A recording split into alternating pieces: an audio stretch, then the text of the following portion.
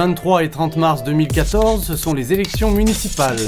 Il y a MKM, il y a Hidalgo, mais il y a aussi Christophe Najdovski. A-t-il envie d'être maire de Paris? C'est ce que nous sommes allés lui demander à la permanence d'Europe Écologie Les Verts. Avez-vous envie d'être maire de Paris? Assurément, oui.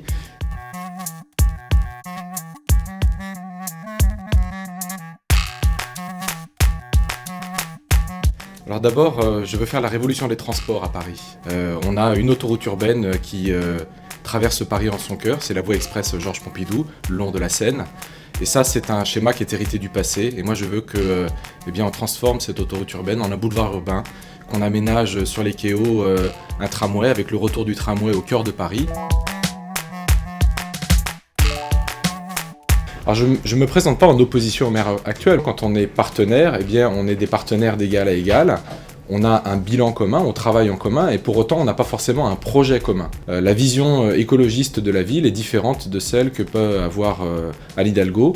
Nous avons déjà exprimé par exemple sur la question d'urbanisme des différences, voire même des divergences.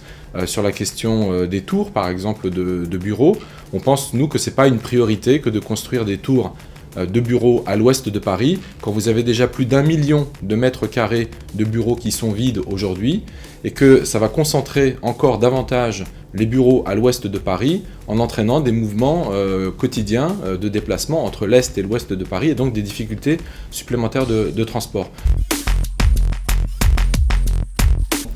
C'est une priorité.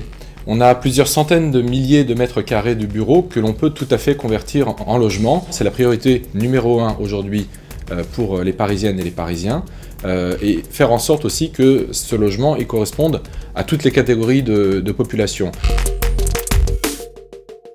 Si je vous parle par exemple du tramway, si je vous parle des voies sur berge, si je vous parle du Vélib', si je vous parle de Paris-Plage, et même si je vous parle de Nuit Blanche, ça vous étonnera peut-être, mais ce sont les élus écologistes qui en sont à l'origine.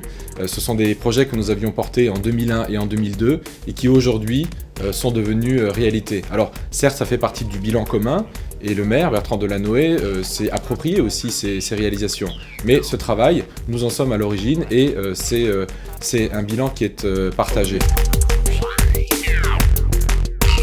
Sur la question du logement, il y a eu un effort qui a été conséquent, qui a été fait par la municipalité actuelle. Moi, j'entends m'inscrire dans la poursuite de cet effort avec la réalisation de 600 logements étudiants supplémentaires par an, de manière à pouvoir avoir une offre qui soit plus importante. Ceci étant, on sait très bien que même avec cette proposition-là, ça ne suffira pas et qu'on est vraiment dans un retard tel qu'on ne pourra pas satisfaire toute la demande. Donc il y a aussi des aides que peut prendre la ville de Paris à travers par exemple la garantie du paiement du loyer pour aider là aussi et se porter en quelque sorte caution solidaire pour les étudiants. Mais bon, qu'est-ce qu'on entend par bobo d'abord? Qu'est-ce que c'est que les bobos? Est-ce que vous-même vous déclarez comme bobo? Est-ce que moi-même je suis un bobo? Qu'est-ce que ça signifie? Je ne sais pas très bien. C'est vrai que le vote écologiste est un vote qui est plus important dans les grands centres urbains qu'en milieu rural. Donc la composition sociologique de la population, elle est ce qu'elle est. Ça va peut-être vous surprendre, mais moi je suis passionné de course à pied. Voilà, j'ai couru 3 fois le marathon de Paris.